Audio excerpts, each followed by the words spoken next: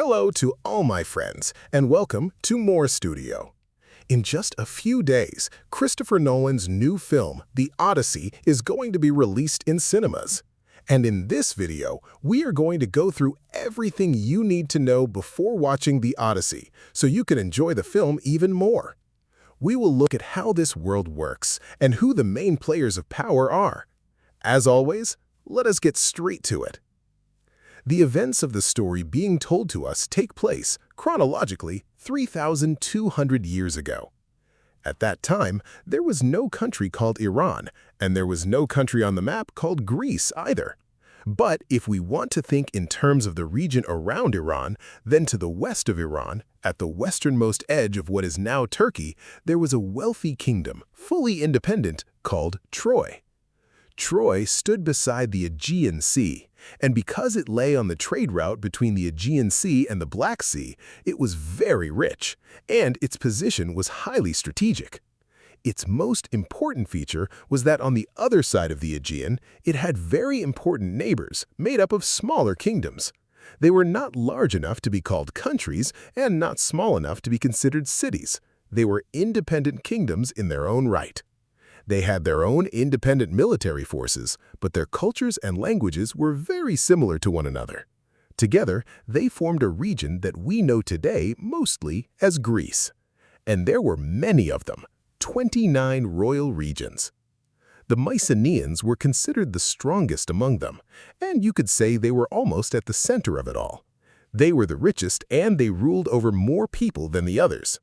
Expanding, there were other powerful kingdoms too. Pylos, Argos, Sparta, Athens, and many more. Maintaining peace between so many different powers was incredibly difficult. That is why a kind of custom had formed among them. There were certain rules that all of them accepted. For example, they would make defensive pacts with one another, and they called this the swearing of an oath. Everyone tried to remain loyal to these oaths and not break them. Because of these defensive alliances could be broken so easily, then bloody wars would constantly erupt between them, and nothing in that world would remain standing. Power spoke first here. Every morning when rulers woke up, they were looking for a way to take the most valuable things for themselves. And the starting point of our whole story begins with a woman named Helen, who was said to be the most beautiful woman in that region. She belonged to the royal family of Sparta, one of the largest and strongest kingdoms in that part of the world. The result was that all the men of these kingdoms gathered together and became suitors for Helen. Everyone knew that whoever Helen's father chose as the man who would marry her, no matter who he was, the others would attack him and war would break out among them. Because this was no longer simply about Helen's beauty, it was about forming a marriage alliance with the kingdom of Sparta itself. Here, a character enters the story who was himself one of Helen's suitors, but even he knew that he had no real chance. That man was Odysseus, the king of an island region called Ithaca. He was farther away than the others, his position and trade was weaker, and his land was made up of several islands joined together. In wealth and in the number of men he could command, he was far weaker than the other kingdoms of that region. But because of the nature of their land, those rocky islands they lived on, even if they did not have much wealth, their people were very tough. They did not surrender easily, and Odysseus was the king of these people. Odysseus also had a very important quality. He was an extremely intelligent man. He was the kind of person who tried to use his words to stop wars before they began.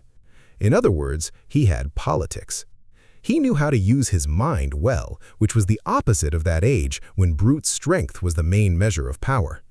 When Odysseus sees the situation, he goes to Helen's father and says, "You know there is going to be a war, so take this whole matter of suitors and turn it into a defensive pact. Let us place an oath at the center of it." He tells him to have everyone swear, before Helen's husband is even chosen, that whoever is selected, the others must recognize him. And if anyone tries to violate Helen's marriage to that chosen suitor or tries to break it apart in any way, then all the other suitors must unite together and attack that person. In this way, Odysseus used one of the traditions of that region to prevent a war. They do exactly that, and Helen's father naturally gives his daughter to the brother of the king of Mycenae, the same region I said was the most powerful of them all. That region had a powerful king named Agamemnon, and this man's brother, through marriage to Helen, becomes the king of Sparta. So at the center of the map, a very strong alliance is formed between two brothers.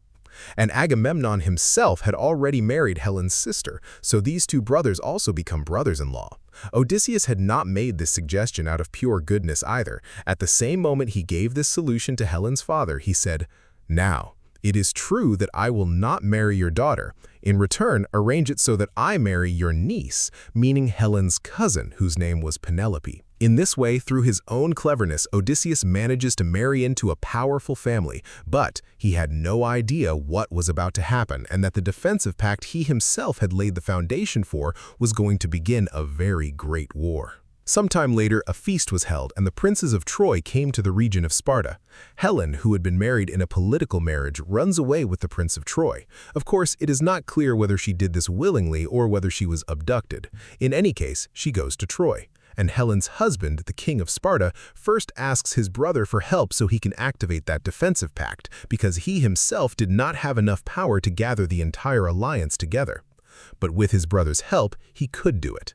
And because of that oath, 29 kingdoms after centuries become united with one another to go and attack Troy. At that time, the attack on Troy was not only because of that defensive pact. One of the main reasons everyone came together was, of course, that central power that existed on the map. No one wanted to clash with that family. But there were other reasons too. Troy was one of the wealthiest kingdoms in the world. Plundering that kingdom was an excellent opportunity to gain even more power, and in that age, war itself was a ladder for climbing higher in power. But Odysseus himself had no motivation to take part in this war. He was looking for a way to escape it, which is very interesting for the characterization of our hero. Unlike many other men of that era, he was not looking to increase his own power because he had just had a child and his son was still an infant. He decided to avoid the war, so he pretended to be insane. Odysseus was plowing the field with an ox, pretending to be mad, but when they came looking for him, they saw what he was doing and understood the trick. They placed his newborn child in the path of the plow, and Odysseus was forced to change his course. That is how they knew he was sane. So they grabbed him by the collar and dragged him to war. In other words, the man who had designed the oath was now trapped by that very same oath. Each kingdom sent forces according to its own power. Agamemnon sent 100 warships, the next territory sent 90 ships, Achilles, one of their mythic heroes, came with 50 ships, but Odysseus, for example, came to the war with 12 ships, and these 29 kingdoms in total attacked Troy with more than 1,000 ships. This story is called the Iliad and the Odyssey, written by Homer. The Iliad is connected to the city of Troy, and the Odyssey is the story of Odysseus, the character whose journey the film is going to be based on. For now, we're looking at the Iliad.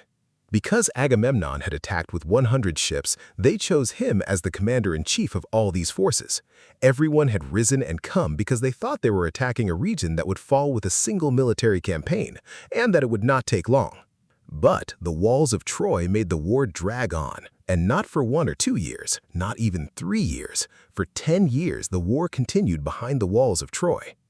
Thousands of soldiers were killed. The greatest warriors and the strongest men on both sides were destroyed, and that meant that back in Greece, for 10 years, the kings had been away. Some had died, their successors had taken power in those regions, and all kinds of power games were unfolding in Greece, while the war itself was happening on the other side of the Aegean Sea. When the war ended, Odysseus' son was 10 years old, and he had not seen his father even once. Now, in this world, the story becomes even more fascinating. The story is full of fantasy elements. And when Christopher Nolan comes to tell this story, we have to see how much of that fantasy he will preserve. Because in the film Troy, which was made 20 years ago, they removed that atmosphere almost entirely. In this world, the gods play a very prominent role. There are 12 major gods, and in the exact sense of the word, they interfere not only in wars, but in every affair. These gods have human emotions. They become jealous, they grow angry, they hold grudges, they are ambitious. They interfere in war in many different ways. And as I said, not only in wars, but in every realm of life. For example, Helen was the daughter of Zeus, meaning Zeus, the god of gods, went and seduced the wife of the king of Sparta, and Helen was born. So, in practice, the king's daughter was Zeus's daughter. The kinds of things the gods did included suddenly entering the battlefield in human form. They would save warriors or deflect arrows and spears. They would send disease. Suddenly, large numbers of soldiers would die from plague. They would send storms. They would make someone feel powerful or plant fear in someone's heart. They would work inside the minds of commanders. They would create dreams in their minds or cause better battle ideas to come to them, or even lead their thoughts astray. They would make armor for them. And in this war, the gods were not neutral. Each god, based on affection, anger, or a favorite hero, decided which side they were going to fight on. Zeus, who was the god of gods, had the task of creating balance among the other gods, so he himself remained neutral, but he left the other gods free to interfere in the war however they pleased. That is why Athena, who is the goddess of wisdom and disciplined warfare, takes the side of the Greeks because Odysseus was her favorite hero. She does this alongside Hera, and to understand just how fantastical this story is, it is enough to know the story of these two. Eris, the goddess of discord and conflict, in order to create a fight, gives a golden apple at the guests at a ceremony. She says, "This apple belongs to the most beautiful woman in the world." 3 goddesses each say, "It is mine." One of them is Hera, one is Athena, and one is Aphrodite. They tell Zeus, "You choose which one of us should receive it." Zeus, because he has no patience for their quarrel, hands the decision over to Paris. Paris was human, and he was a prince of Troy, the very person who would abduct Helen. When Paris receives the apple, Hera comes to him and says, "If you give the apple to me, I will give you a great kingdom." Athena says, "If you give it to me, I will make you the strongest military man." Aphrodite comes and says, "If you give it to me, I will give you the most beautiful woman in the world." And Paris chooses Aphrodite. The result is that later, Helen crosses into his life, and he takes Helen away. On the other side, Hera and Athena, who were not given the apple, come to hate Paris. And because of that, they take the side of the Greeks in the war. But Aphrodite, on the other hand, takes the side of Troy. Or take the god of war, for example. He sides with the Trojans because he is in love with Aphrodite. He even appears on the battlefield itself. Then Athena goes to the Greek side and wounds the god of war. Or Apollo, for example, was a supporter of the Trojans because the Greeks had insulted the temples where Apollo was worshipped, so he causes a plague to break out in the Greek camp. Or the god of the seas supports the Greeks because he has an old grudge against the people of Troy. In fact, the reason the walls of Troy could not be broken was because the god of the seas had built them, but later the people of Troy betray the sea god, and the sea god goes and takes the side of the Greeks. So I told this part of the story so you would know that supernatural forces are constantly moving through the story, and they leave deep effects on the events. The very ending of the Trojan War happens with the help of these gods. It was Athena who comes to Odysseus and says, "Build a horse and let the important commanders of the Greek army hide inside it so they can pass through the walls." The very same walls they had failed to cross for 10 years. This is how they end 10 years of siege in a single night with nothing but a wooden horse. The command of those who were hidden inside the horse belonged to Odysseus himself because the idea had been his. They said, "Since you gave the idea, you have to go inside it too." They attack and open the gate from within, and Athena's gift to Odysseus and to the Greeks causes the war to come to an end. In this way, Helen is captured again and must return to Sparta, and all the kings must now return to their own homes after 10 years. But something very important happens. The gods become very angry with the Greek kings because of the way they behaved after their victory. After the fall of Troy, they committed every cruelty you can imagine. They looted the temples, they disrespected sacred places, they killed prisoners against the will of the gods. For that reason, the return of almost every commander was filled with trouble. None of them, when they were crossing the Aegean Sea to return to their homes, had a peaceful journey. Many arrived late, many died on the way. Many others were lost. And Odysseus was one of those who became lost at sea, because when he tried to cross the Aegean Sea, he was actually taking the right route. He had even come close to the region of Sparta, to a place called Cape Malea. But because of a series of events that are better seen in the film itself, he becomes caught in the wrath of the gods. For 9 days, he is thrown into a storm and he is driven completely out of the Aegean Sea, ending up in other parts of the Mediterranean. The story takes place in the Bronze Age, when seafaring happened without compasses. There were no precise maps either, and no one understood weather forecasting. Ships mostly moved along the coasts. They could not go somewhere where they could no longer see the shore, and if a storm suddenly formed, it could carry them hundreds of kilometers away from their intended path. In this way, Odysseus enters a world that no longer follows the laws of ancient Greece. Worst of all, the Greeks are already entangled in the anger of the gods, and he is now in the middle of the sea, the place ruled by the god of the seas. But more important than that is Odysseus's home. News has arrived even about those who died, but there is no news of Odysseus. No ship bearing the flag of Odysseus ever comes back. And on the other side, 10 years have already passed with everyone sitting there without a king. Now they are ready to come and fill the power vacuum that is formed.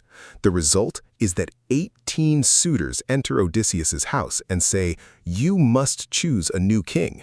But on the other hand, as I said, Penelope was from the family of Sparta. They could not simply storm in, cut off her head, and place a new man on the throne. The only way they could take Odysseus's power was by marrying his wife. And Penelope, apart from the loyalty she felt toward Odysseus himself, had to prevent this from happening for the sake of her son. Because her son is now 10 years old, and when he becomes a little older, he will become a rival for power to whomever marries Penelope. Most likely, whoever marries Penelope will quietly get rid of Odysseus's son. Penelope knows this too. That is why she knows that she must waste time for as long as she can, until either Odysseus returns or her son grows a little older. Then he can gather allies around himself and establish his own kingship as the successor to Odysseus. Especially because his father was one of the heroes of the Trojan War. But as I said, he has to do this in a Greece that has undergone many changes in the structure of power because of the 10-year war. For example, one of her mother's suitors is named Antinous. He is a very violent and dangerous man, and he himself is an aristocrat. He has practically become the leader of the suitors, and he is completely intent on killing Odysseus's son. But the matter is not as simple as all that. Another one of the suitors, a man who is very smooth-tongued and deceptive, tries to gain Penelope's trust. Outwardly, he presents himself as compassionate. He constantly tries to defend Odysseus's son so he can catch his mother's attention. Or another suitor is very respectable, and when it comes to convincing Penelope, if they give him just a little time, he might actually succeed. And on the other side, Odysseus must now begin his own journey home. He has to find his way, together with his loyal men. It is true that for 10 years they have fought beside him and they are very loyal to him, but in any case, those 10 years have hardened them. For example, Odysseus's right-hand man is someone who is always standing beside Odysseus. He does not let him take reckless risks. Even during the war, whenever Odysseus wanted to do something dangerous, he would unite the other soldiers and stop him. Now we have to see what Odysseus will do with these men on this dangerous journey. And now, centuries after this story, whenever a hero begins a long and winding journey, and so many different events happen to him on the way that by the time he arrives, he has become a different person, whenever such a journey happens, we call it an Odyssey. Now, Odysseus too, when he sets out from Troy, has certain moral qualities. First of all, he sees himself as a victor, and he also has certain moral problems. For example, he is very proud. At each of the places he passes through on his journey, these flaws become a test for him. Each of the moral vices Odysseus carries within himself is placed under trial, and Odysseus must successfully pass through these tests. Tests such as immortal life, power, and pleasure. In the story, when the tale of Troy is told, we are being told a story of victory. But now that we are going to see the story of the Odyssey, we are going to see the consequence of what they thought was victory. What they thought was glory or triumph, what result does it have? What consequences does it leave behind? On the other side, Odysseus, on this journey, is also dealing with gods who lie. Sometimes they harm him. In other words, they themselves commit sins. They have human motives and they make enemies. Odysseus has always been clever, and throughout this whole path, he must learn how to become the kind of man who is worthy of reaching home. Of course, he also has one great advantage. He is one of the favorite heroes of Athena, one of the gods. Well, friends, that was today's video. I hope it was interesting for you and that it made the atmosphere of the story clearer. One more thing you should pay attention to while watching the story is that the narrative of the Odyssey is non-linear. That means it is not simply that Christopher Nolan has rearranged the timeline of the story. Even centuries ago, when Homer wrote this story, its form of storytelling was extremely ahead of its time, and he actually told the story in a non-linear way. So when you're watching the film and you see that Odysseus' son is already a grown man and Tom Holland is playing the role, it is because Odysseus has been lost at sea for years. And then the image may cut, and only then do we see how Odysseus set out from Troy. So keep this point in mind while watching the film as well. If the video was interesting for you, do not forget to like it. And until the next video on the channel, goodbye. Yeah,